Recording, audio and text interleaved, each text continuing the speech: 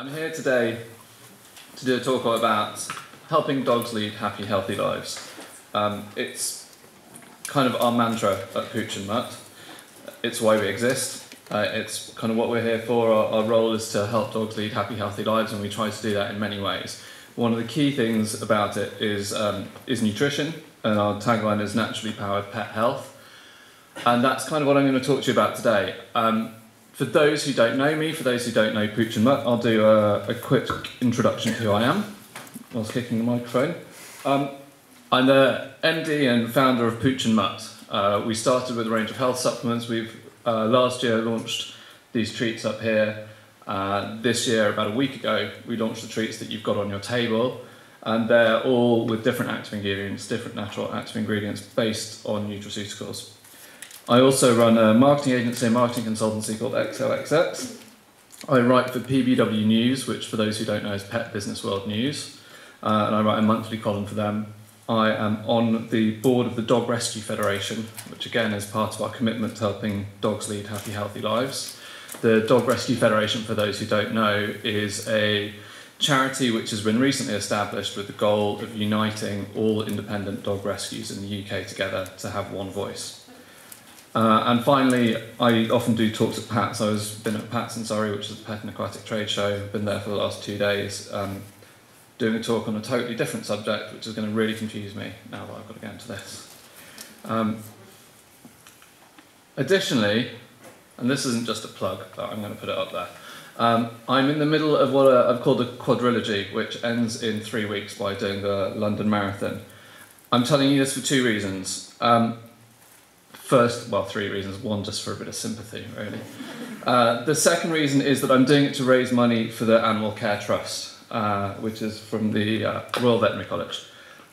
I've put this up at the bottom to donate. All you have to do is text GuyB55, and the number, which you can't see, is 70070, which you're welcome to do at any point during the talk, you know, or pretend to do, so you can go on Facebook, really, but you should. Secondly, the reason this is up there, and kind of more importantly, the reason that this is up there, is this is a talk about nutrition.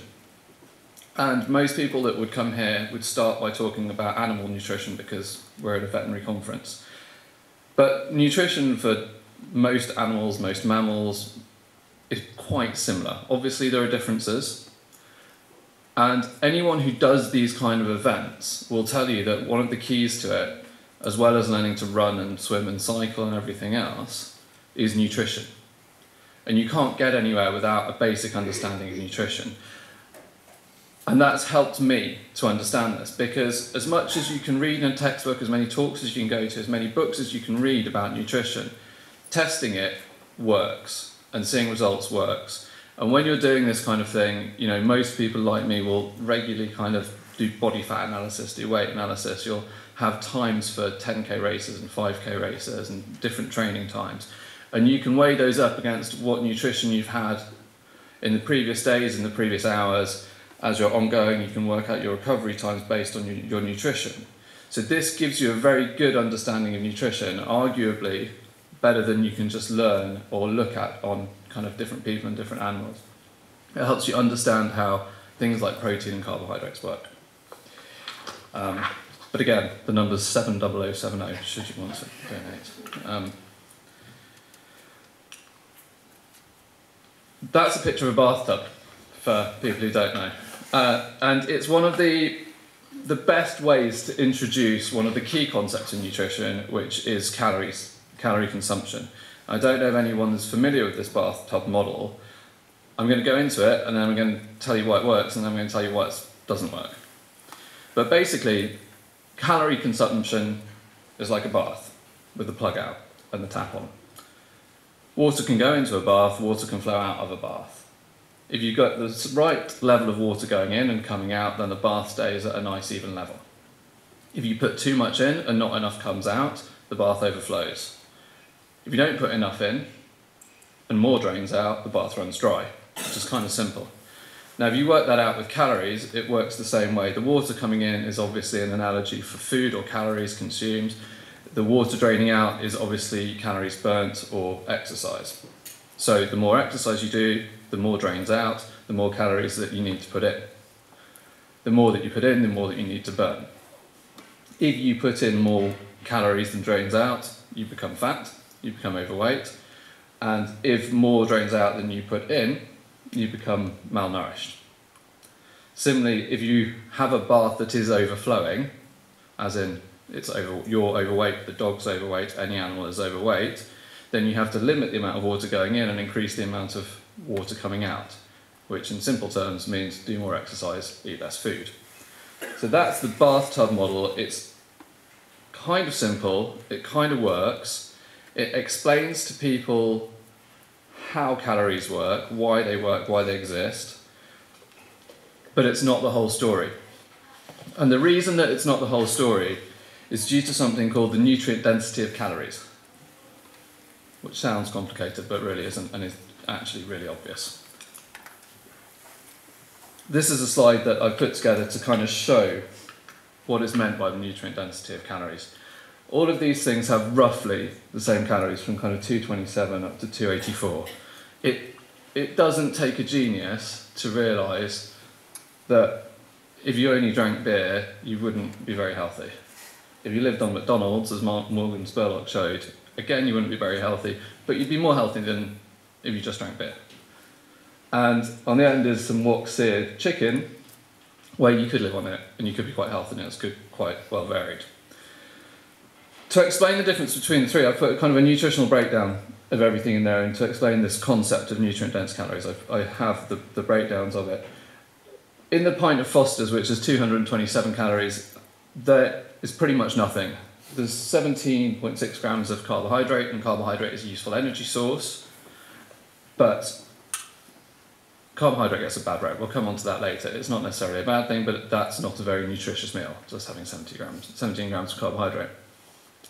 Comparing the other two, the McDonald's cheeseburger and the wok fried chicken, gives you a much better example. So if you look at the macronutrient content, both have about 14 grams of fat. It's impossible to know from what McDonald's declare and what this recipe declares what that fat is, but fat kind of gets a bad rep as well. Fat isn't necessarily fattening. It is higher in calories than carbohydrates and protein, but it isn't in itself fattening, and it isn't in itself bad for you. And in many ways, fats are very good for you. They both have a similar level of fat.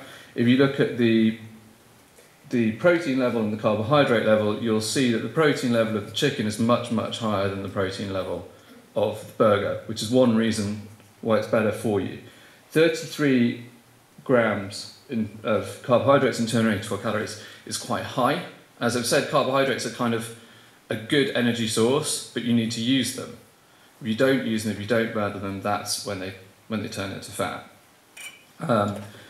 Looking at that then on a macronutrient level, it's much better to have protein, which is a source of branched chain amino acids and much more beyond, that will help your body. Again, you have to burn the calories, but better than the carbohydrates, which aren't as filling for a start. So if you eat carbohydrates, you can feel hungry a lot sooner. And then that's backed up as well by the fibre content. So if you look, there are more calories in the cheeseburger, but there's less fibre. And the fibre is good for your digestion, it makes you feel full. If anyone's wondering and confused why I'm talking about burgers and beer, by the way, all of this applies to all mammal nutrition as well. Obviously, you shouldn't be feeding your dog's McDonald's burgers or wok fried chicken salads, or you could. But the theory all works. Secondly, so that was the macro nutrients. If you look at the micronutrients, you can see if you just compare the vitamin A and the vitamin C levels, this salad here, just chicken salad, has 140% of the RDA of vitamin A compared to 6% in a burger. But 70% of the RDA of vitamin C compared to 2% of the RDA of vitamin C in a burger. So with less calories or around the same calories, you're getting a lot more vitamins. And you can also look at the nutrient density of calories on a nutraceutical level, and that's kind of our background at Pooch and Mutt, is looking at what ingredients you can put into treats, into supplements, and anything else that you can get into an animal. What different ingredients you can put in that have different benefits. So, for example, in the chicken salad, there is paprika, and paprika helps metabolism, it's been shown to help metabolism. You've got mint, which is a key antioxidant. So there's lots more that's beneficial about the chicken than the burger. Obviously, everybody here knows that that chicken meal is healthier than that, but they don't. But not everyone kind of understands why. So that's the start of why the bathtub model doesn't work. And it's all quite obvious that that's going to be healthier than that, and an equivalent meal for a pet would be healthier. Then you have to go on to the next phase. Here I've put kind of some normal people at the bottom, an endurance athlete, Mo Farah, and there's some over 50s bodybuilders. Now, it's an odd picture, by the way, and I know it's an odd picture, but trust me, it's much odder when your wife walks into your room and you're looking at pictures of male bodybuilders. But that's the sacrifice I've had to make for you guys. The reason that I've put this up is the last slide. It's really obvious what's healthy, what's not healthy. This slide's kind of different because no one there is unhealthy. Everyone's kind of healthy in their different ways, but they all have different requirements. The people at the bottom, for example, would need about 2,000 to 2,500 calories per day. Both Mo Farah and the strange-looking bodybuilders with a white face would need about 5,000 calories a day. And even within those 5,000 calories a day, what they would need would be different. For example, Mo Farah would need a lot of carbohydrate to fuel his training and then a lot of protein to recover after training. Whereas the bodybuilders, who arguably are healthy or not healthy, but they would need a lot more protein and a lot less carbohydrate because they need the protein to pack on muscle because they're building muscle. So you can't argue that one of them is unhealthy, but you can argue that different people have different needs. And one of the reasons that I bring this up is Pooch and Mutt, we're in the dog world. We are involved in dog nutrition, and one of the things that has come up quite a lot recently, and they even had a show on it on Channel 5, I don't know if some of you saw, is all about raw feeding and protein diets. And a lot of this is based on how a dog's digestive system. So a lot of people argue that dogs should be fed in a certain way because they are the ancestors of wolves, and wolves and dogs have the same digestive systems. Now, I'm not saying that's not entirely true, and there are many arguments against it. For example, wolves have never had the chance to hunt down kibble in the wild, so you don't know how they would do on it in the first place. But what I would say is everyone in this picture has the same digestive system, in the same way that a wolf and a chihuahua has the same digestive system. But their nutrient requirements are very different.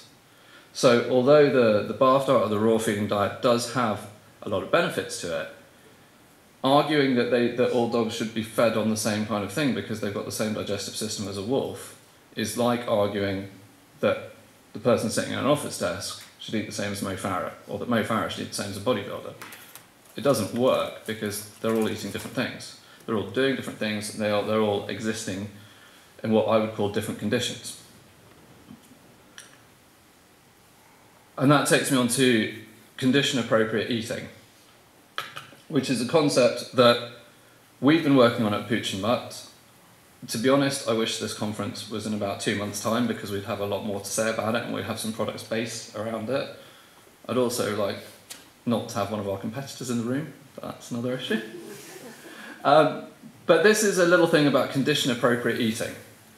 And that's a bit of salmon, that's a bit of chicken. They're both protein sources. So again, coming back to either the calorie diet or the calorie argument, the bathtub model, or the bath diet, they kind of say, like, let's have lots of protein. Protein is really good. And protein is very good, but not all protein is equal.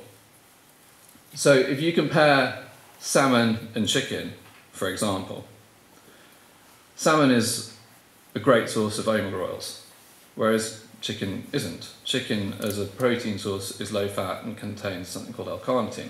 And L-carnitine helps muscle development, helps lean muscle development, whereas omega oils help joint movement.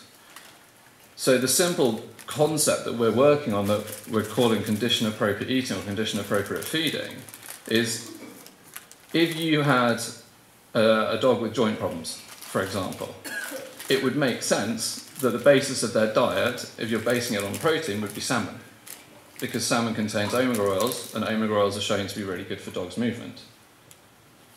Whereas if you have a dog that's looking to lose weight, you'd be much better basing their diet on chicken, because chicken is a low-fat protein source, and it contains L-carnitine, which can help muscle to fat ratios.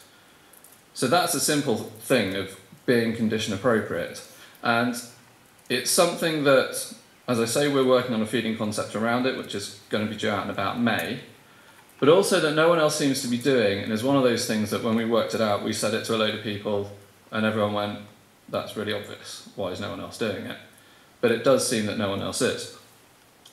Now, in the human world, you can kind of take these a bit further, and then in the pet world, you can take it even further. But starting with the human world, we've already said that the salmon would be better for somebody with mobility problems, and chicken would be better with someone who's going to lose weight. Now, there is some research that says that turmeric is really good for joints. So arguably, if you had salmon flavoured with turmeric as your meal, that's going to help your joints if you're in that condition where you need a joint help. There's also research that shows that paprika and chili increase metabolism, which would help weight loss. So if you're going to have chicken, you can have chicken flavoured with paprika and chili, and that's going to be a much better weight loss meal than the salmon and turmeric, coming back to the condition of the person who's eating it. What's interesting is that would be quite a boring meal for you for the rest of your life, even if you are trying to lose weight eating chicken and chili. It would work, but you'd get quite bored of it. Dogs don't tend to get bored of their food as much, or don't get bored of their food as much. And we have a great opportunity because we make complete feed for dogs. As an industry, we make complete feed for dogs, and we can add different things into it which you wouldn't normally add into normal food. So, for example, taking the nutraceutical approach that we do, you could add glucosamine and chondroitin to a salmon food, and that would be a really good food for a dog with joint problems. And you could add conjugated linoleic acid, or CLA as it's known, as well as paprika or anything else to help metabolism, to the chicken, and that would help weight loss. So that would be the way, starting from scratch, to formulate a really good food that's a condition-appropriate food. Again, that's what we're working on, and we'd welcome any input from anybody, and we'd welcome anybody who wants to try them, because we'll have trials available soon, and we're obviously hoping that this is something that vets are going to catch on to. Now, I'm not saying that this is we're the first people to do foods for certain conditions, but we are the first people to kind of look at it from the ground up. I got one of the, let's call it, industry-leading condition-appropriate foods, which is a joint food, and I looked at the ingredients in it, and the first ingredient is a cereal, which many people will think is wrong. The second ingredient and the main protein source is chicken. Whereas if you look back at this, that really doesn't make sense to have chicken as your main protein source. It makes sense from a traditional point of view and an economies of scale point of view, because dogs have traditionally fed chicken, and if you're going to make loads of foods, make them out of chicken, because everything else is made out of chicken. But salmon is always better, simply because it contains omega-3s. So the simple way of looking at it is, this is what we're calling condition-appropriate feeding. On the left are 3 Labradors, and on the right are 3 kind of mixed up breeds of dogs.